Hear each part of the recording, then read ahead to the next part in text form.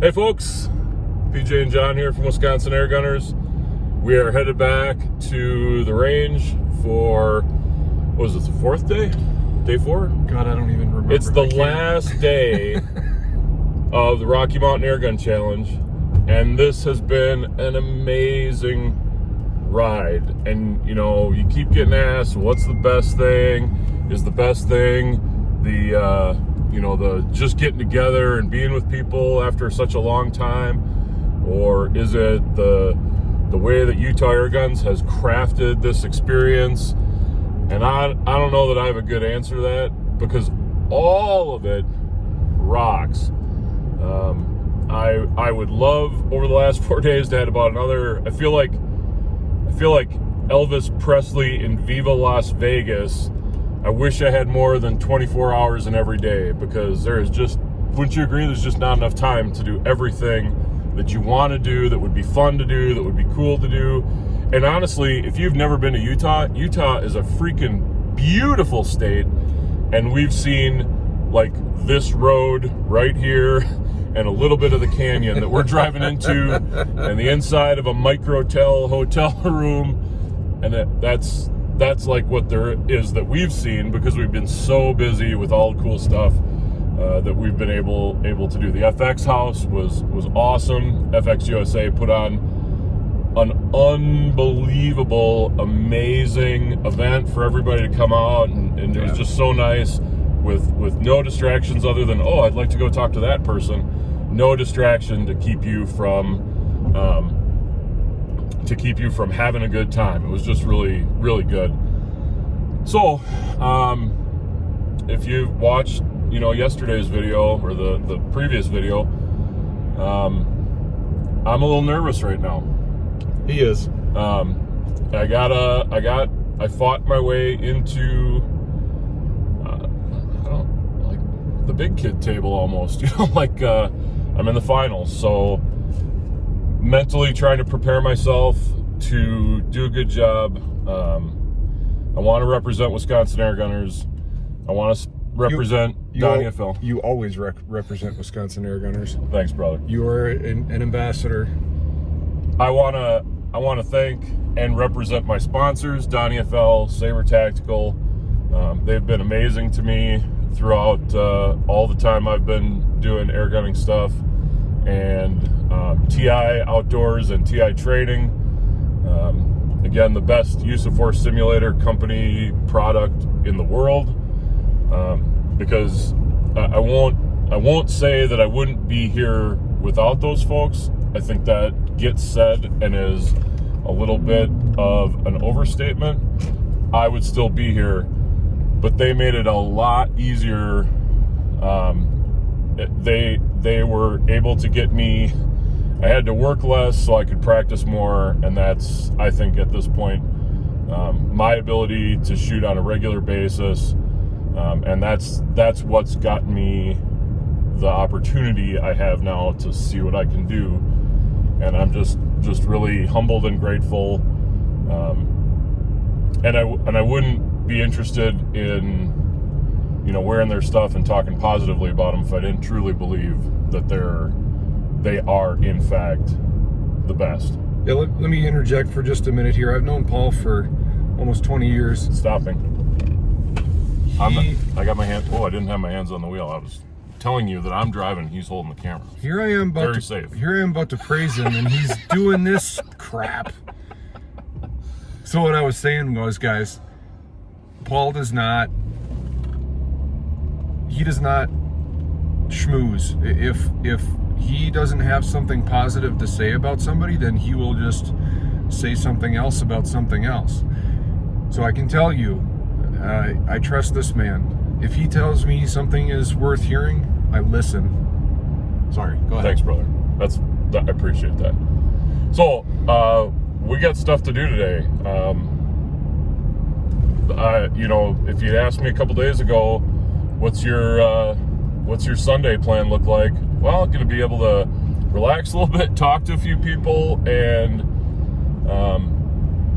head over to the Banquet and have a good time, maybe win a raffle prize. But I think at this point, I'm I'm going to be concentrating on breathing and thinking about 10Xs, and you know, my gear is ready to go.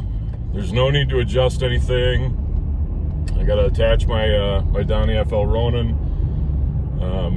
Spend a little time with my teammates, with my wife, with my best friend here, John, and we'll see you guys after all the shooting's done. Wish me luck. Talk to you all soon. We did have time to watch the speed competition finals, and it was phenomenal. And this is exciting. We've got two extremely fast shooters. Lane 1, we've got John Bagakis. Yeah, John. Lane 2, we've got Jaden Tuckett. Let's hear it for both of them. This is an exciting event right here.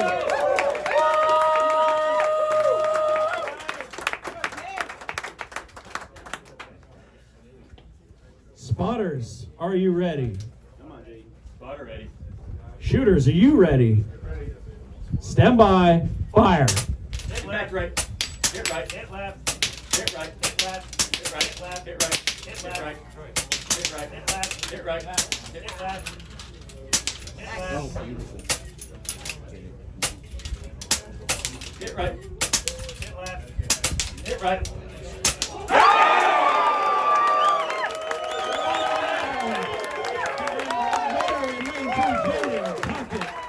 That was extremely close. Matter of fractions of a second, what a round. Way to go, kid. What kind of bipods are out there? I think we all know what that is. Oh, is that an Accutech? It's the only one you can win with.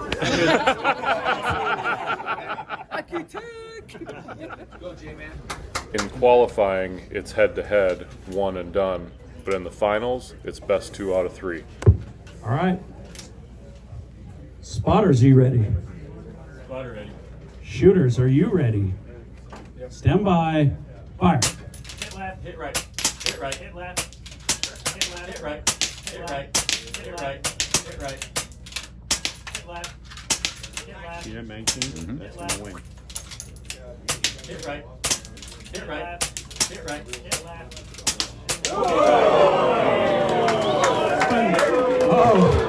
we can't make this up. We've got winner in lane 1, John Bagakis, so we'll go to a third. All right, let's hear it for him again. This is the final. The final round of the speed test. We've got John Bagakis versus Jaden Tuckett. Spotters, are you ready? Spotter ready. Shooters, are you ready? Stand by. Fire. Hit right. Hit right. Hit right. Hit right. Hit right. Left. Hit right. Hit left. Hit right. Hit left. Hit right. Hit left. Go, Jade. No. My mask broke. Winner in that left lane, John Bagakis. Jaden Tuckett, second. After the Speed Challenge finals, the Sportsman's class shot their 100-yard card in their finals, and that was followed by us doing our briefing and draw and photograph, and then we had a little bit of time to take a look at the line and see what the wind was, and people put out wind flags. And there was also a wrinkle for us. You had to take all your ammo to the bench unloaded. You had to have it out, it was inspected, and then we could load up and start shooting. One of the highlights of the weekend was that my wife came to watch me shoot. She's never done that before, and it was really amazing to have her there. And I can't thank her enough for being there, because it really felt good to be supported in that way. The shoot went well. There was maybe 1 or 2 trigger pulls that, you know, as I pulled the trigger, I thought, okay, that wasn't the best shot ever. But in the end, looking at my card, I knew it was better than the other 2 cards I'd shot, and I was feeling that it was a pretty solid effort. So here's a sneak peek, or a peek at it. Decent first line. I shoot from top to bottom. A couple got away from me on that second line. The third line, which is usually my best, went pretty well. And it was a stronger finish than I'd had in the other rounds, so I was feeling good about that. Do we want to close the overhead, or let's see what that looks like. Yeah, that's better. Think so? Yeah. You think so? Well, what do you think? I think it looks better on you. Well, we should definitely close it then. We should definitely close it then. No. We'll close it. So we're on our way from the range to the Banquet, which is down in Provo, which is, I don't know, 15, 20-minute drive, not too far. What you've seen up to this point is some speed silhouette finals, which, you know, that's like, of all the events that are there, that's the one that is, I think, the most spectator friendly and entertaining. Very exciting. It's head-to-head I can't even talk. Competition. So excited. Thank you, John. It's head-to-head competition. We really saw some of the fastest people, like, in the airgunning world shooting, and maybe there's someone else out there faster. And I've seen Matt Dover shoot, and he's fast. It would have been interesting to see him thrown into the mix, but I don't think we missed out on anything. You know, I mean, like, it was incredible competition, and a lot of them, when you get to the, like, 4 and down, I think it is, they go best 2 out of 3, and a lot of those were splits. Oh yeah, for sure. So they were, I mean, the pairings were great. It was great to watch. It was really cool to listen to the anticipation of, you could hear people starting to make just a little bit of noise as it was getting down to the wire, and then people were just roaring when they hit that stop paddle. Yep. So very cool. And then Sportsman's Benchrest, and then for me, the pro class Benchrest. And depending on where the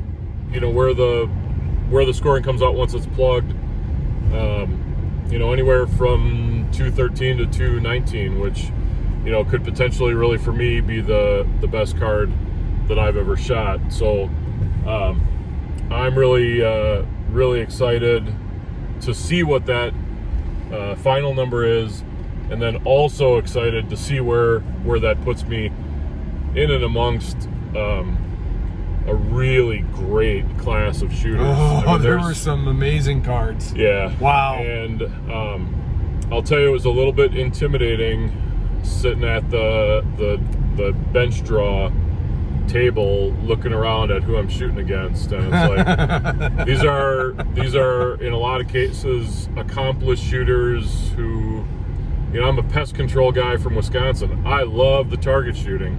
Yep. But, you know, if you ask me, do I shoot more at bullseyes or squirrel eyes? Squirrel eyes. It's squirrel eyes. So, and maybe we need to get some special targets that are squirrel eyes, and then maybe I'd do better. But I feel like I did my best. I feel like I didn't make any big mistakes. I didn't pull the trigger and then regret it. There was one pellet that went somewhere I didn't anticipate, and that'll either wind up being a 5 or a 6. It's one of those that's really close to the line, and I'm hoping it goes up. But I am pleased with myself. I don't feel that there's any. I didn't leave anything out on the field. So wherever I come in the rankings is where I wind up being, and super excited to have been part of such an adventure, and I'm sure as tonight gives into tomorrow, I'll have some other thoughts on it. We go to the Banquet now, which is bound to be a lot of fun. Get to see folks, you know, kind of one last time before we all go our separate ways. You can hear the buzz about, hey, who's going to be at EBR and how's that going to shake out. Unfortunately, my job doesn't allow me really to be off during that time of the year, so Yeah. I will not be able to go to EBR, but I'm hopeful that that is something that, you know, maybe by 2023 is a reality for me. So, and we'll see how that turns out. So I think we'll go to the banquet, and then really it's a road trip home, huh? Back to the world. Oh, guys, it's going to be a long drive. Long drive. We'll be in the car for a while. Yeah. So if we come up with making no promises in combat, but if it turns out that we have some really amazing things to share on the way out, or we win some fantastic raffle prizes, or, you know, who knows what else might happen, we'll be chiming back in. But if that winds up being a big enough deal to get its own video, until the next one, everybody, shoot safe, shoot straight, and we'll see you around. Everybody, thanks for coming along with us. Bye. So, okay, Paul, why don't you tell everybody at home the good news? Okay, so there's good news. There is good news that it's good news. We just got done with the banquet, and wow, look how pretty this is. Show these guys how pretty this is. All right, hang on, guys. This is our drive. Hang on. I mean, this is awesome. Yeah. Just gorgeous, and it's just turn after turn of gorgeousness.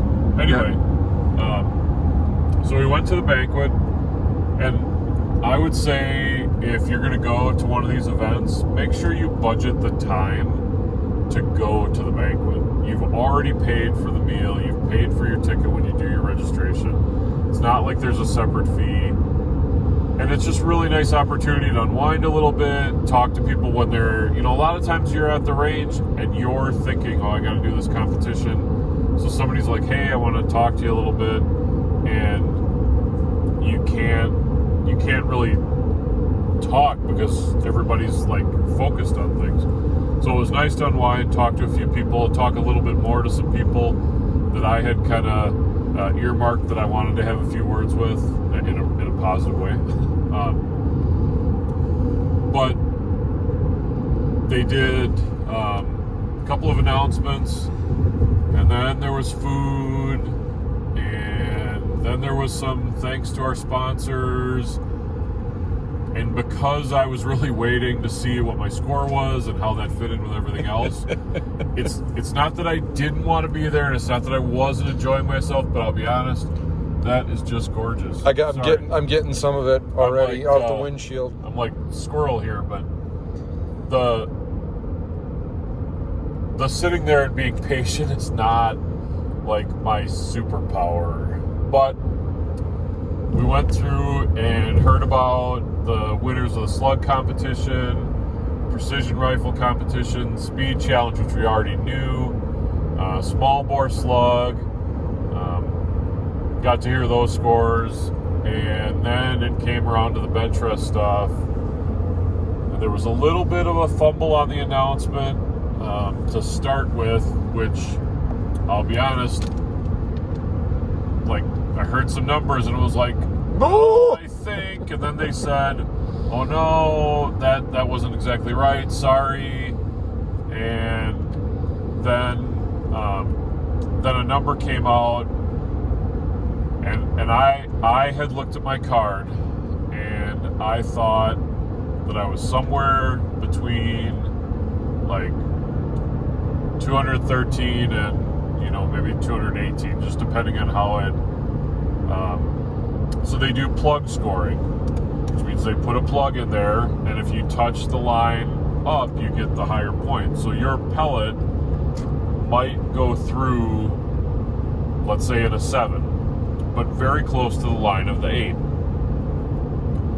Because you can shoot up to a 35 caliber gun in this competition, they plug it with a 35 caliber plug, which means they poke this 35 caliber plug in there, and if you go into the next ring, you get the points for the next ring. It's hard to tell when you're looking at your card without a plug, because here's a rule: you do not get to touch your card before it's scored. And if you do, it's a disqualification. You're done. Yep. So, and they're very clear about that. I don't think at any point, I don't think I was at all confused about what the rules of the competition were. They warn you multiple times because it's sad to see that happen, and they don't want to see that happen. Right? No, they definitely don't. It's not like they're trying to, oh, let's DQ you. That's absolutely not what they're about. Which is, a part of the reason why it's such a great competition, why it's so much fun. You know what to expect, you know what's going to happen, and you just get to go and do your best. So I was really excited with my card.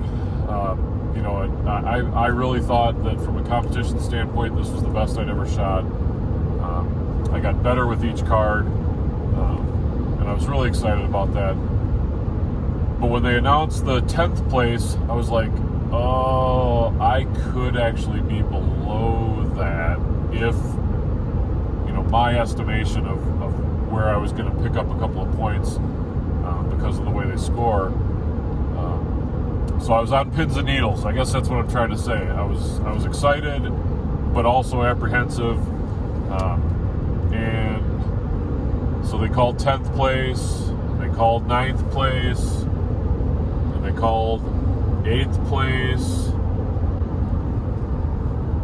and then they called 7th place. This one's for $700. PJ Clark with a score of 218.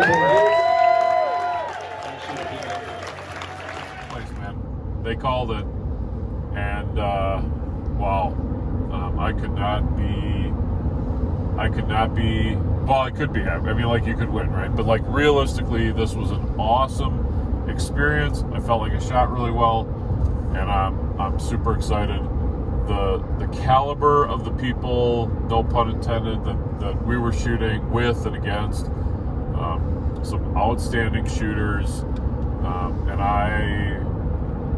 if I'm going to take a minute to be proud, I practice hard, I put in the time, and I had great equipment. Great support. I had a great support team, and I was able to go out and really do my best. And, this is where I am now, and okay, the hard work starts to get ready for next year, because it's one thing to make that round and get on the board, but then the question is, can you do it again? And I would like to do it again. So now that work starts. You get somewhere, you got to stay somewhere. So honestly, my wife texted and she wanted to know if she had to fly out before the banquet. Well, who got the other places? I couldn't tell you. Like, you can look, maybe I'll screenshot it and put it up here, but I don't remember who was between me and Keith Gibson, who's a friend. Super happy for him. He won. So I had 218 and 4Xs. He had 228 and 10Xs. And that should tell you something, that, from 7th to 1st is only a difference of 10 points. That's how tight the competition is. Narrow margin. And there was another shooter who scored 218 but only had 2 X's. I'm pretty sure. We actually were able to take our targets with us, so I saw a couple of the targets in the stack while I was looking for mine. So I mean, that's how it's scored. It's points, and then the tiebreaker, if you have 2 people at the same points, is how many X's do you get. So folks, I'm super happy with how this turned out. I hope that coming along with us on this trip has been entertaining, and I hope that you've learned a couple of things. I know I have. I appreciate you guys taking the time to support us from wherever it is you're watching. Not sure what our next video is going to be. I do hope that out of our trip here, some opportunities to take a look at some new and cool stuff are going to come up. So until we've got those ready, shoot safe, shoot straight, and we'll see you around.